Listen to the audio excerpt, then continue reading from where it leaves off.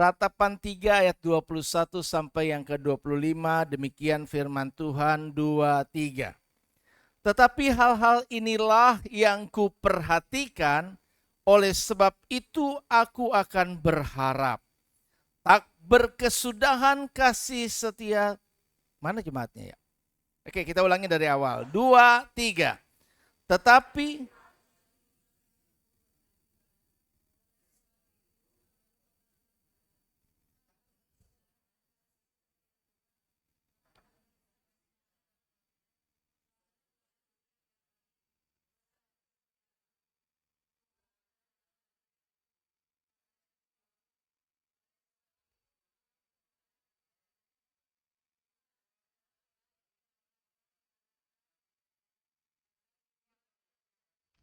berapa ayat yang sudah kita baca?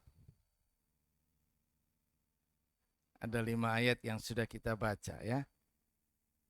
Nah, Bapak Ibu Saudara kekasih Tuhan, kitab Ratapan ditulis sekitar tahun 586 sampai 575 sebelum Masehi, atau boleh dibilang hampir kurang lebih dari sekarang ini 2810, di mana pada waktu itu Yeremia yang diyakini sebagai penulisnya di tengah-tengah penderitaan bangsa Israel yang berada dalam pembuangan ke Babilonia oleh karena pemberontakan umatnya. Dan berapa lama mereka berada dalam pembuangan? Halo, ada yang tahu sejarahnya? Berapa lama? Kapan mereka mulai dibuang? Adakah yang tahu? Berapa lama tahu?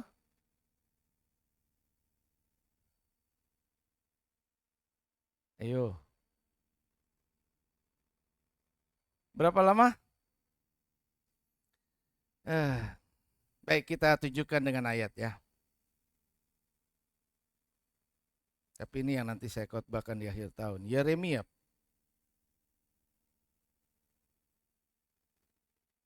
Kitab Yeremia.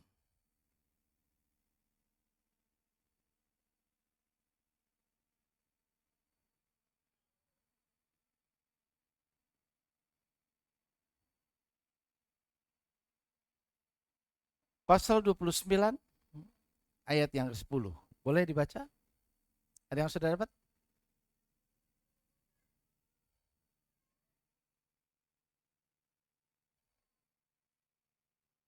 Yeremia 29 ayat 10. Jen? Oh ya, Demi ya.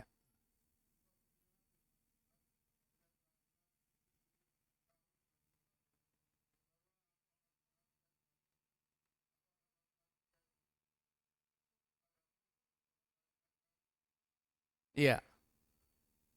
Jadi berapa lama? 70 tahun. Ya, waktu Tuhan itu tidak bisa kita prediksi. Ada waktu-waktu tertentu kita mengalami penderitaan yang tidak henti-hentinya. Tapi Tuhan tahu dan terlibat dan bahkan dia dalam kendali. Dia mengendalikan sesuatunya dan ketika genap semua waktu itu, maka ada waktu Tuhan juga untuk menyatakan pemulihan. Yang tentu akan kita dengarkan di akhir tahun kemudian. Nah, Bapak Ibu Saudara kekasih Tuhan, kembali kepada konteks kitab Ratapan yang tadi kita sedang bahas. Bangsa Israel dibuang dalam 3 tahapan. Dan kapan mulai dibuang? Ada yang menyatakan 582 sebelum Masehi, tetapi mayoritas bisa menyatakannya 586 sebelum Masehi, atau sekarang 2024 kurang lebih 2610 tahun yang lalu. Rombongan tahap pertama, rombongan tahap kedua, dan rombongan tahap ketiga berbeda tahun. Dan ketika mereka berada dalam keadaan kondisi dibuang, namanya dibuang, itu nggak enak.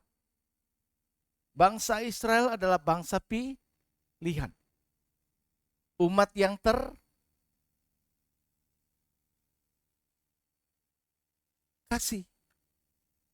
Masih ingat? Ketika umat yang terkasih menjadi umat yang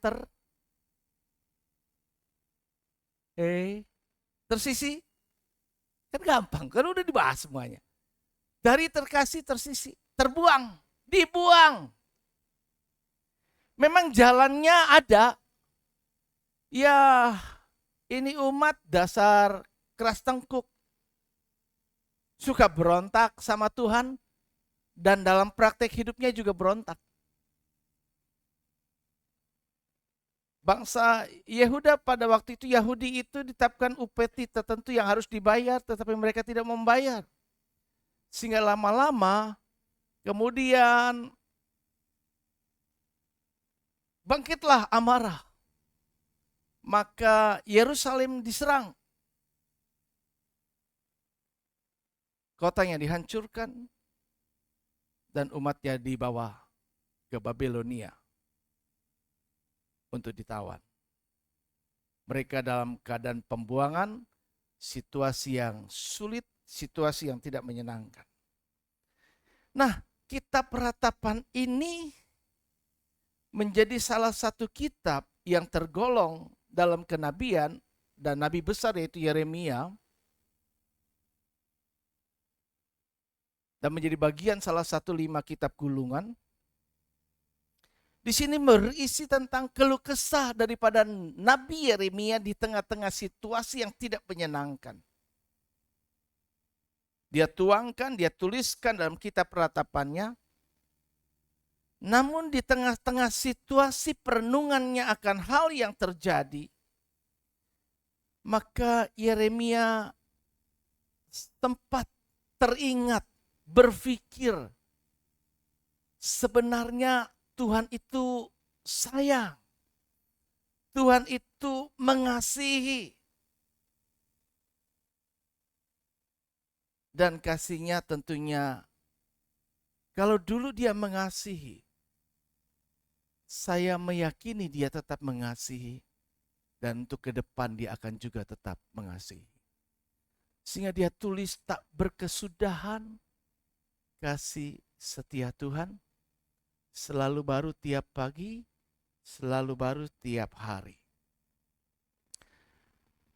Kitab ini ditulis bukan di situasi yang menyenangkan, tapi di situasi yang benar-benar kehidupan yang sangat menekan. Dan disitulah Yeremia menulis dengan ungkapan iman. Sekali lagi iman dan kasih setia Tuhan. Ia menyatakan imannya akan sebuah pengharapan ke depan.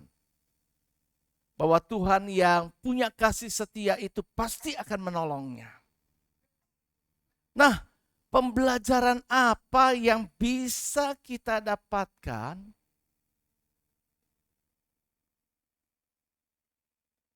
Ya, respon, tolong bantu.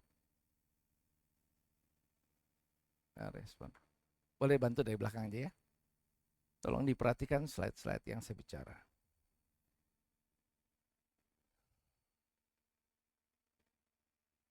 Nggak respon. Oke, slide selanjutnya. Oke. Diklik boleh? Ya, oke ya. Jadi pembelajaran apa yang dapat kita petik dari konteks ayat-ayat yang tadi sudah kita baca 5 ayat tadi. Nah, yang pertama saya mau mengajak kita untuk belajar satu. Bahwa Yeremia menulis keluh kesahnya di tengah situasi yang tidak menyenangkan. Kemudian dia mulai, next slide, mengingat kasih setia Tuhan di tengah situasi penderitaan yang cukup berkepanjangan. Waktu dia mengalami di awal, dan hari lepas hari, minggu lepas minggu, bulan lepas bulan, dan tahun berganti, bahkan kita tahu karena kita membaca dari sejarah yang sudah terjadi, ternyata begitu lama waktunya. Itu bukan hal yang mudah untuk dilewati.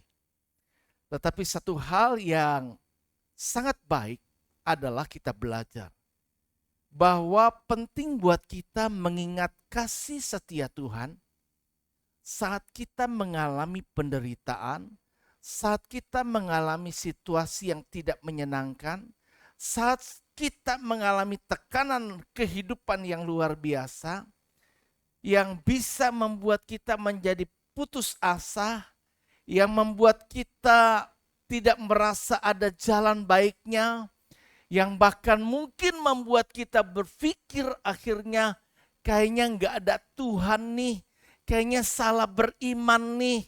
Kemudian kita mulai punya pikiran-pikiran yang makin berkembang buruk, yang bisa membuat kita bukan makin jauh, bukan makin dekat sama Tuhan, atau mendekatkan diri kepada Tuhan, kemudian melakukan perubahan perbaikan seperti yang Tuhan inginkan.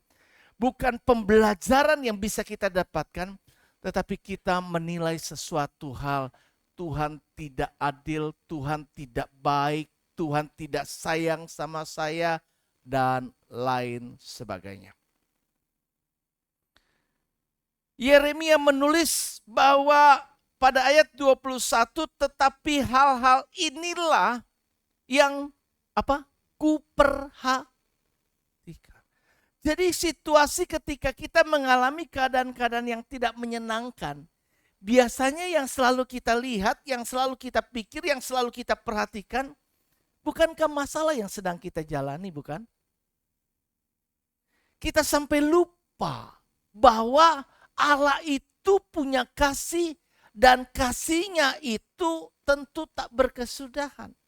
Enggak ada waktu basi. Manusia mengasihi, bisa pada waktu dia mengasihi, tapi juga bisa tidak lagi mengasihi. Manusia bisa kehilangan kasih.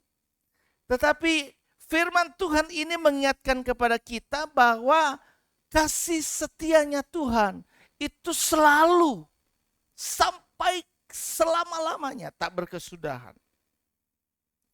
Jadi Yeremia memilih untuk tidak hanya fokus pada penderitaan, tetapi dia memilih untuk mulai mengenang, mengingat kasih setia Tuhan. Kalau dulu Tuhan tolong saya begini, pasti Tuhan juga bisa tolong saya sekarang. Kalau dulu ada banyak orang lain yang ditolong, pasti sekarang pun saya bisa ditolong.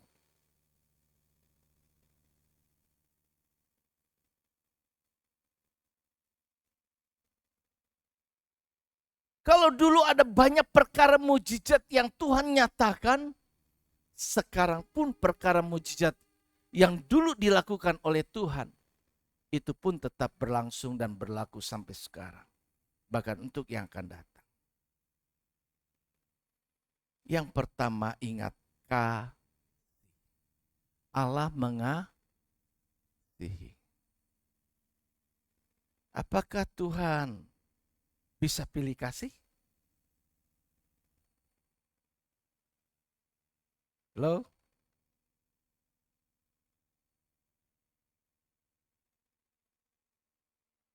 Apakah Tuhan mengasihi saudara? Apakah Tuhan mengasihi siapapun juga?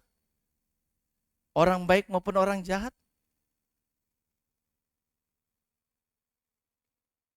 Ya. Tuhan mengasihi. Tuhan mengasihi semua. Tuhan mengasihi saya, Tuhan mengasihi saudara. Dan tidak peduli apapun situasi kita saat ini, tidak peduli dengan apapun juga yang kita kerjakan, Tuhan tetap mengasihi kita. Dan dia mengasihi sama adilnya. Jadi kalau dibilang tidak pilih kasih dalam konteks apa? Dalam konteks keadilan Tuhan. Allah itu maha adil. Pasti dia memang mengasihi semua orang. Tetapi kasih Tuhan ini perlu direspon.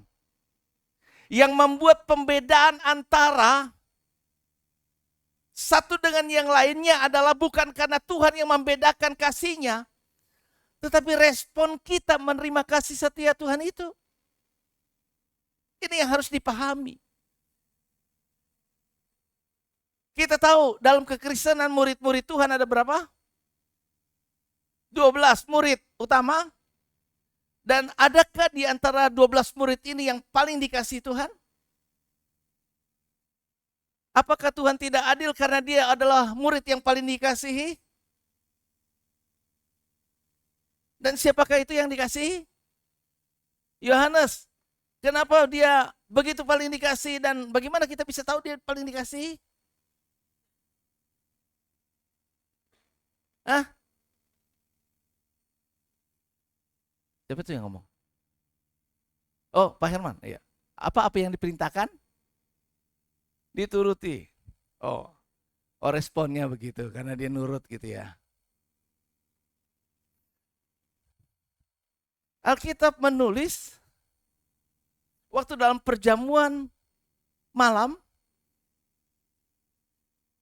Yohanes nyender. Betul nggak? Bersandar pada Yesus. Di antara semua murid, nggak ada yang berani bersandar sama Tuhan. Yohanes nyender, sampai si Petrus tuh yang dominan. Waktu Yesus bilang apa? Di antara kamu ini ada satu yang akan mengkhianati aku. Kemudian si Petrus nyolek si Yohanes. Karena dia tahu. Bro, tanya, siapa? Kenapa dia bisa begitu? Karena dia tahu. Kalau yang nanya ini, pasti dikasih tahu. Kalau gue tanya dia gak bakal kasih tahu. Kenapa? Karena dia dekat. Dia seperti murid yang paling dikasihi. Saudara terkesan akan menjadi murid yang paling dikasihi bukan karena Allah tidak adil, tetapi karena respon saudara atas kasih Tuhan. Jadi jika saya adalah orang yang tahu bisa berterima kasih bahwa Tuhan begitu mengasihi dan saya merespon itu dengan sangat baik, dengan sepenuh hati tetap percaya kepadanya, dengan sepenuh hati saya mengucap syukur kepadanya, dalam situasi apapun saya berkata Tuhan itu baik. Tiada berkesudahan kasih setiamu Tuhan, selalu baru rahmat-Mu bagiku. Betul nggak? Betul ya? Tiada berkesudahan. Kalau dulu dia mengasihi, sekarang saya yakin dia pertama. Jadi ingatlah, ingat kasihnya, ingat kebaikannya. Betul nggak? Ingat karyanya, tebus kita. Ya, ingat. Ingat. Situasi yang tidak menyenangkan itu ketika kita mengingat kasih setia Tuhan, kita shifting, bahasa Inggrisnya mengalihkan dari keadaan yang saya rasa kepada Tuhan. Rasanya sakit, rasanya nggak enak, rasanya susah. Tapi jangan larut dengan perasaan kita yang tidak menyenangkan. Tapi mulai datang sama Tuhan. Alihkan. Alihkan pikiran kita. Kadang-kadang ketika hidup kita tertekan, kita bisa merasa banyak hal yang membuat pikiran kita berkembang negatif. Dan cenderung kita merespon negatif. Tetapi sekali lagi, kasih setia Tuhan itu akan bisa kita rasakan jika kita mengubah fokus kita dari situasi penderitaan yang sedang kita hadapi, dari masalah yang sedang kita jalani, kepada Tuhan yang penuh kasih. Dan dia bukan cuma mengasihi, tapi dia setia. Itu sebabnya disebut sebagai kasih setia.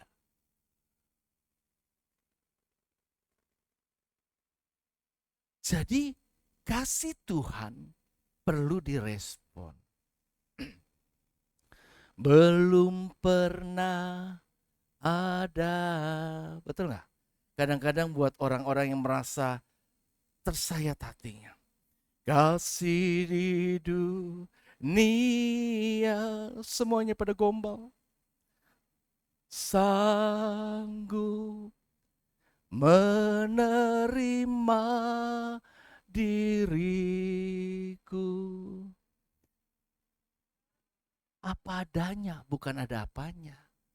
Bukan karena lu ada apanya, lagi ada adanya, gue mengasihi.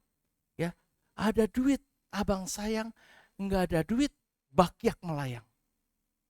Betul? Itu manusia. Lah, lantas harusnya bukankah kita merasa bangga punya Allah yang bisa terima kita apa adanya, bukan? Jadi ketika kita nyanyi, sungguh ku bangga, Bapa, apa yang kau banggakan? Karena kita punya Allah yang terima kita apa adanya. Ingat aja ketika orang-orang menolak kita, ketika orang-orang tidak perhatian dengan kita, ketika banyak hal yang lainnya, ingat kasih Tuhan. Memang iman tidak menyangkal realitas penderitaan yang kita sedang hadapi, tetapi memilih untuk fokus pada siapa Tuhan itu dan apa yang telah Ia lakukan untuk kita. Itulah yang akan merubah bagaimana kita menghadapinya dan meresponinya. Sekali lagi, hidup ini pilihan. Ada hal yang bisa kita kendalikan, kendalikan. Ada hal yang tidak bisa kita kendalikan, jangan larut di situ dan mati di situ. Izinkanlah Tuhan di dalamnya bekerja sebagai orang-orang yang percaya. Karena hal yang tidak bisa engkau lakukan itu bukan bagianmu tetapi bagian Tuhan. Tetapi jangan minta Tuhan kerjakan apa yang bisa kita kerjakan. Karena itu bagian yang harus kita kerjakan dan itulah respon yang Tuhan nantikan daripada kita. Aku mengasihi engkau dengan kasih yang kekal, firman Tuhan katakan. Dan aku akan melanjutkan kasihku kepadamu. Artinya Tuhan berjanji, aku akan tetap mengasihi engkau. Tetapi apakah kita bisa tetap merasakan itu? Seorang boleh baca. 1 Petrus pasal 2 ayat 3.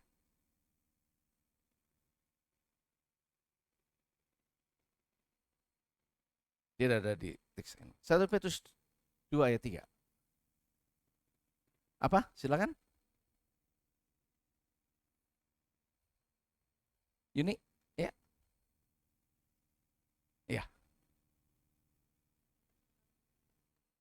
Ya. Jika kamu benar-benar telah mengecap kebaikan Tuhan. Kalau dibilang jika, berarti ada situasi. Bahwa ada orang seringkali tidak mengecap kebaikan Tuhan. Tidak merasakan. Padahal Tuhan mengasihi, ini cuma masalah bukan Tuhan gak mengasihi. Cuma lu punya respon. Sikap kita, respon kita. Kamu gak mengasihi saya ya? Siapa bilang kata Tuhan? Aku mengasihi engkau. Tapi kita merasa sepertinya kok begini hidup saya. Maka kita akan bisa berubah sikap kita. Kita akan bisa merespon segala sesuatu secara tepat seperti yang Tuhan inginkan. Jika kamu benar-benar telah mengecap kebaikan Tuhan. Orang yang benar-benar telah mengecap kebaikan Tuhan, maka dia tidak akan berkeluh kesah. Ketika menghadapi situasi kesulitan, maka ingatlah kesetiaan Tuhan di masa lalu, kesadaran akan kasih setianya memberi kekuatan kepada kita untuk terus berharap kepadanya. Sehingga benarlah lagu berkata, jalanmu tak terselami, betul? Oleh setiap hati kami. Terus apa ya? Satu hal ku percaya, apa? Iman. Sekali lagi iman. Iman merespon. Iman merespon. Dengan iman maka kita memiliki pengharapan. Dengan ada pengharapan di situasi yang tidak menyenangkan, maka kita memiliki kekuatan. Sehingga segala perkara dapat kutanggung di dalam baru. Kita nggak mengandalkan orang untuk menolong kita. Kita tidak menyalahkan orang lain, tetapi bagaimana merespon kasih setia Tuhan. Next slide. Orang yang mengalami kasih setia Tuhan, hidupnya tidak akan khawatir dan tidak akan takut, sebab dia benar-benar percaya bahwa Tuhan itu pasti akan memelihara dia. Tuhan pasti akan menolong. Tuhan pasti akan membela setiap saat dan sepanjang masa musim kehidupan kita. Naik turun situasi apapun yang sedang kita hadapi. Kita beriman, kita percaya ada Tuhan. Kiri kananku ada Tuhan. Sekelilingku ada dalam hidupku. Udah enak kalau udah ada Tuhan. Betul enggak? Percaya. Kenapa? Ada Tuhan yang sayang. Ada Tuhan yang mengasihi, ada Tuhan yang setia. Dan kita merasakan kehangatan kasih-Nya itu. Sehingga kita mendapatkan kedamaian dalam hidup. Jika kita damai, ada damai sejahtera. Kita menjadi tenang, enggak gerasak gerusuk, enggak pikiran berkembang yang negatif. Dan segala sesuatu bisa kita respon secara benar dan baik.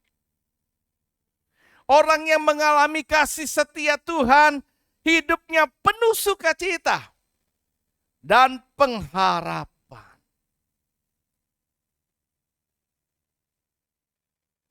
Selalu percaya diri. Dan dia adalah orang yang optimis menghadapi berbagai pergumulan hidup, sebab dia yakin Tuhan selalu ada menyertai. Kita nggak perlu menyalahkan siapa-siapa, apalagi Tuhan. Karena semua tergantung bagaimana kita membawa hidup, merespon setiap peristiwa yang terjadi dalam hidup kita. Tapi apapun situasi yang kita hadapi dan alami, ingat kasih Tuhan akan memberi kita kemampuan untuk dapat menjalani masa-masa yang tidak menyenangkan. Yeremia mengajar saya dan saudara di situasi pembuangan yang tidak menyenangkan, penderitaan yang sangat, dan seolah-olah mereka sudah berseru menjerit berdoa, tapi belum genap waktu Tuhan untuk menolong mereka. Maka seolah-olah doanya tidak didengar. Penderitaan hidup berkepanjangan. Jadi rupanya di balik semua peristiwa yang terjadi, ada waktu Tuhan.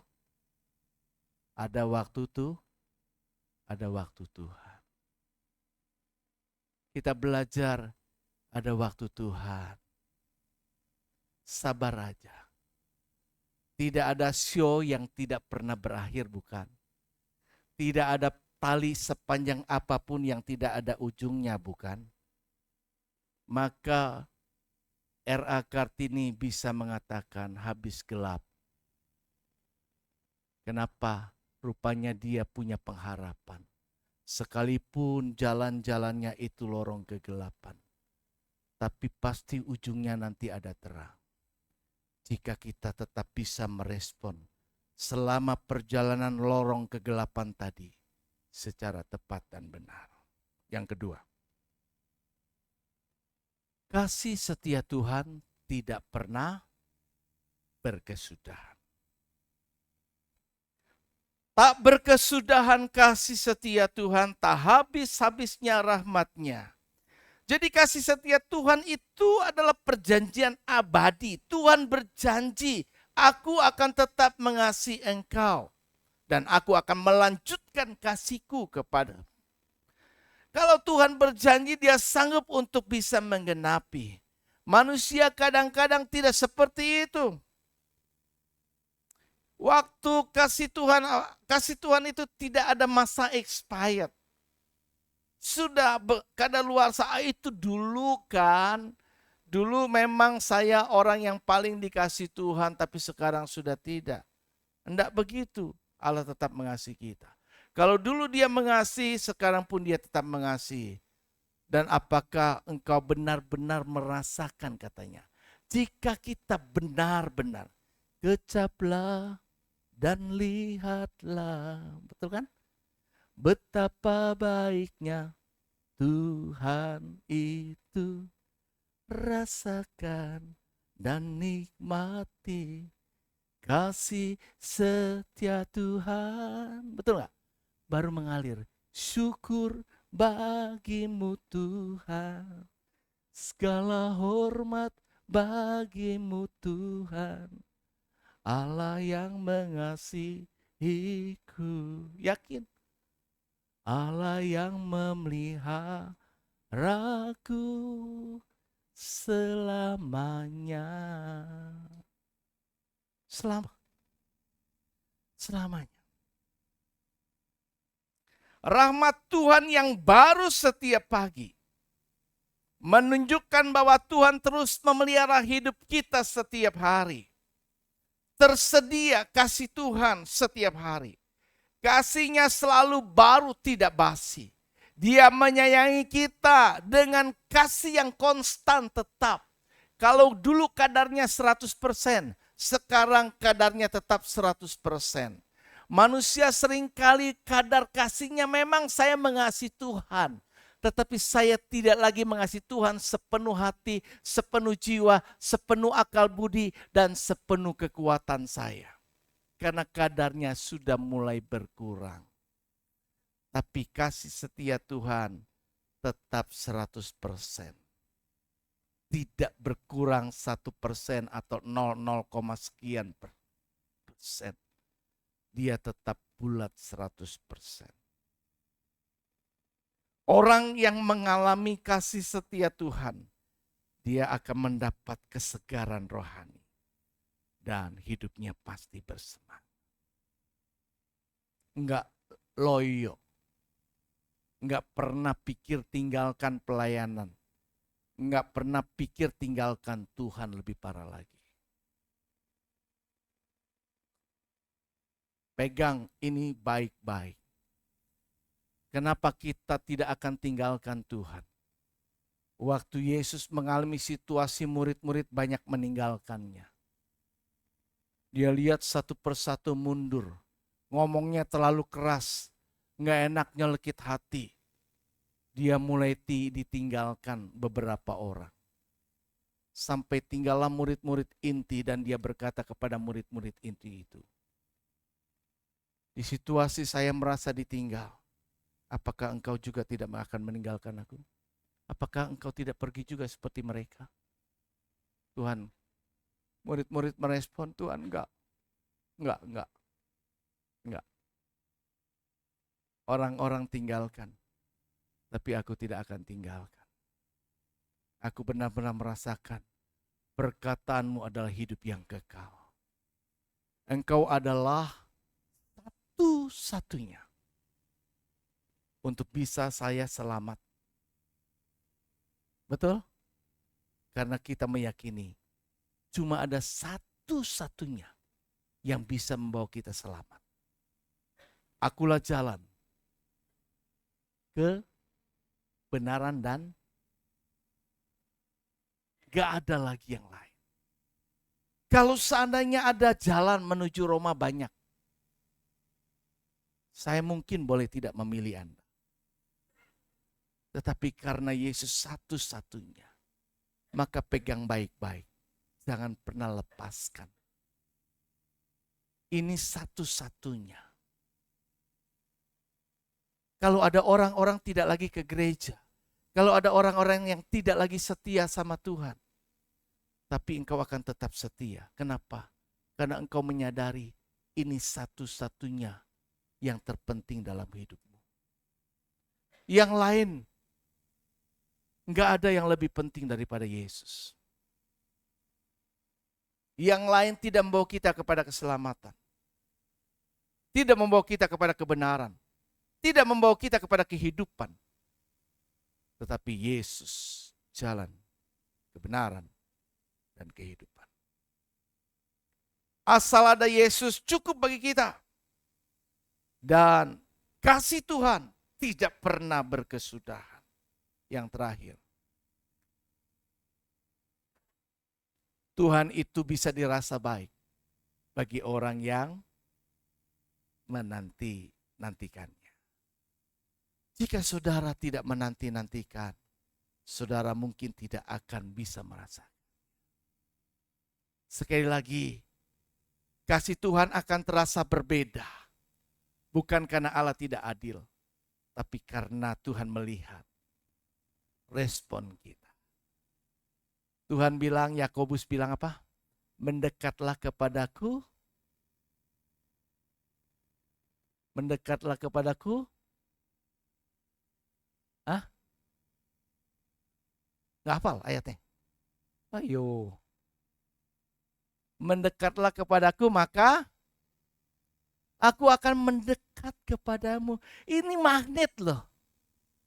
Allah itu nggak pernah nolak kita. Yuk datang sama saya, mendekat. Gue datengin nih, gue samperin nih, gue deketin nih. Gue pengen lebih lagi nih, gue pengen senderan nih. Dia nggak bilang, apaan sih lu sini, sono. Belum mandi ya, bau. Enggak. Bahkan anak-anak kecil datang sama Yesus nggak pernah ditolak, bukan? Ada banyak orang ini rese nih, ribut aja nih. Buat apa ini, nggak usah. Kamu punya pandangan salah loh. Sini nak, sini nak. Nih, lihat ya. Yang paling besar nanti dalam kerajaan surga ini. Untuk mempermalukan orang-orang yang merasa lebih berhak sama Tuhan. Anak ini loh, nggak pikirin neko-neko, dia percaya. Tuhan baik bagi orang yang menantikannya. Benar-benar berharap, benar-benar percaya. Kesetiaan Tuhan dinyatakan kepada mereka yang tetap berharap kepadanya. Jadi tergantung saya dan saudara. Sekali lagi, hari ini tergantung saya dan saudara. Bagaimana kita mau merespon? Meskipun jawaban doa kita itu tidak selalu cepat dijawab. Seperti kita nggak merasakan apa-apa. Tetapi percayalah, Tuhan setia memenuhi janji-janjinya pada waktu yang tepat. Mungkin Tuhan sedang menyiapkan kita. Sehingga ada jawaban doa yang kalau sekarang saya jawab, kalau apa yang kamu inginkan saya berikan sekarang, mungkin kamu belum siap. Nanti setelah itu, maka berkat yang kuberikan kepadamu akan jadi koyak. Akan membuat engkau meninggalkan aku. Karena Tuhan proses kita benar-benar sampai kita benar-benar cinta Tuhan. Kita merasa, wah nggak ada lain. Aku tidak menemukan jalan lain selain Tuhan. Sehingga ia tetap nangis datang di hadapan Tuhan. Tuhan, cuma engkaulah yang dapat menolongku. Gak ada lagi. Keyakinan kepada Tuhan bahwa Tuhan sanggup untuk membuat segala-galanya baik. Maka jadilah sesuai dengan Alkitab menulis, orang-orang menyaksikan bagaimana yang tuli bisu, orang-orang yang begitu cacat menderita, bisa dijadikan Tuhan menjadi pulih normal kembali. Karena itu orang-orang banyak yang menyaksikan perbuatan Tuhan berkesimpulan ia menjadikan segala-galanya. Apapun ia menjadikan segala-galanya. Itu enggak dibatasi apapun juga. Apapun. Segala-galanya. Ia menjadikan segala-galanya.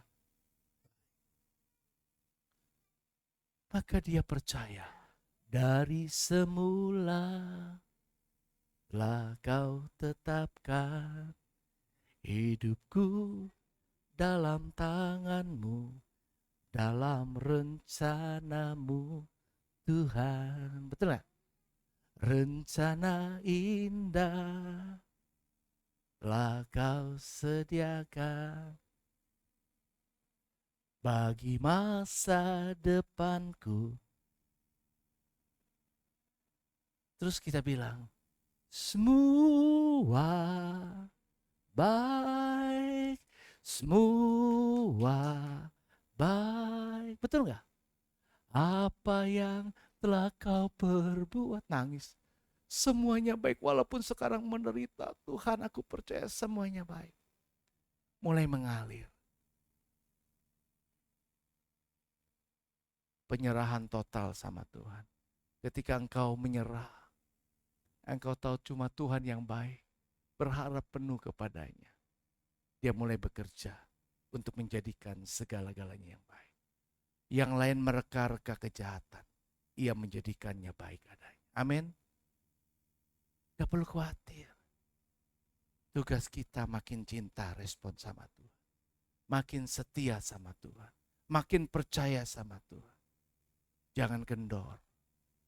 Ya. Belajarlah untuk sabar. Menunggu proses Tuhan, jawaban Tuhan. Selama masa penantian, yuk terus bertekun berdoa. Jemaat belajar berdoa. Jemaat belajar ikut doa bersama. Percaya terus, andalkan Tuhan. Kalau kita mengandalkan Tuhan, Tuhan senang loh, senang. Kalau kita bergantung sama Tuhan, itu Tuhan senang loh. Dia gak pikir lu cuma ngandelin gua terus gini-gini. Mandiri dong. Enggak, justru semakin kita bergantung mengandalkan Tuhan, dia makin senang. Dia makin termotivasi untuk menolong kita. Karena kita begitu mengandalkannya, menanti-nantikan pertolongannya, berharap hanya kepadanya. Maka barulah keluar tuh ayat. Orang yang berharap Tuhan. Terus memperbarui kuatnya. Terbang naik. Burung gak bisa lagunya. Betul gak? Ya kan?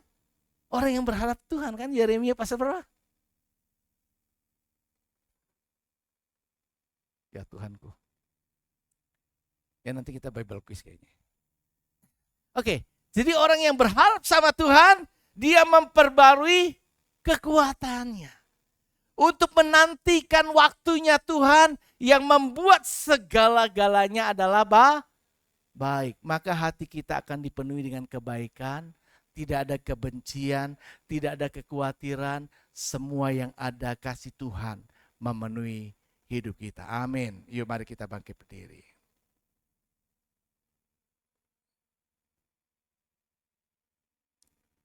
Kita angkat lagu pujian ya, bukan penyembahan. Tiada berkesudahan kasih setiamu Tuhan. Iya kan? Ya happy aja ya. Karena Tuhan mengasihi kita. Ming, bantu Ming. Ya, ini suara Mas.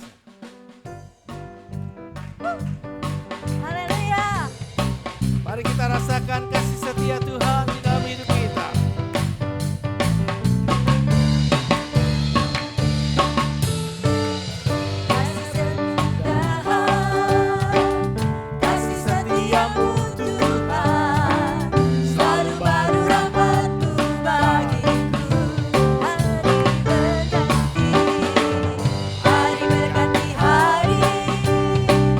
Tetap kulihat kasih-Mu tak pernah berakhir.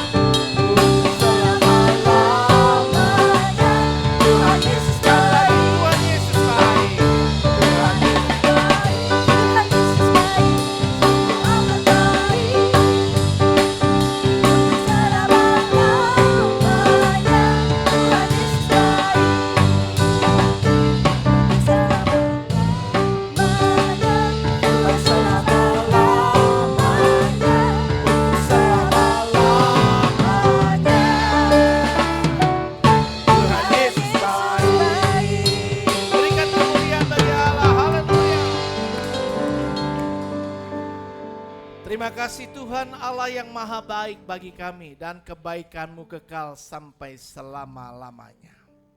Kami bersyukur kami adalah orang-orang yang Tuhan kasihi dan Engkau mengasihi kami tiada berkesudahan. Ajar kami untuk dapat mengecap kebaikan-kebaikan-Mu. Ajar kami tetap percaya dan menanti-nantikan kebaikan Tuhan dalam hidup kami. Ajar kami bergantung berharap penuh kepada Engkau. Bahkan kami akan terus merasa betapa kami bangga punya Allah seperti Engkau. Allah yang menerima kami apa adanya. Allah yang mengasihi kami tanpa syarat. Allah yang tetap mengasihi kami kekal sampai selama-lamanya. Berkatilah kiranya seluruh jemaat Tuhan Gereja Betel Indonesia Gunung Sahari ini ya Bapa. Kami percaya Engkau mengasihi jemaat-Mu, Engkau mengasihi gereja-Mu, Engkau mengasihi setiap kami, pribadi lepas pribadi. Dan Tuhan yang menolong dalam setiap peristiwa kehidupan yang kami jalani. Engkau mengerti, Engkau peduli. Engkau tahu segala sesuatunya. Bahkan Engkau yang menguji hati setiap orang. Kepadamu kami menyerahkan segenap aspek kehidupan kami. Biarlah Tuhan yang terus terlibat di dalamnya.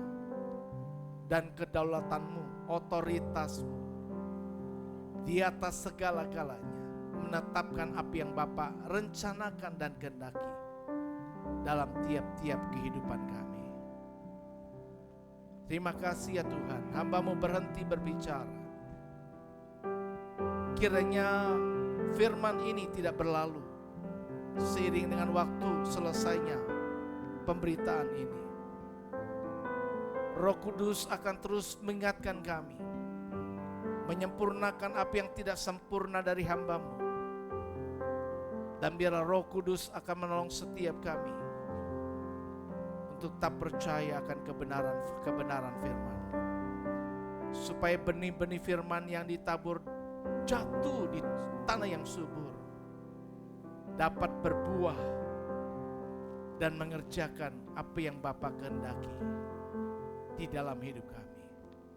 Kami yakini orang-orang yang merasakan, mengalami kasih setia Tuhan, maka hidupnya akan berubah.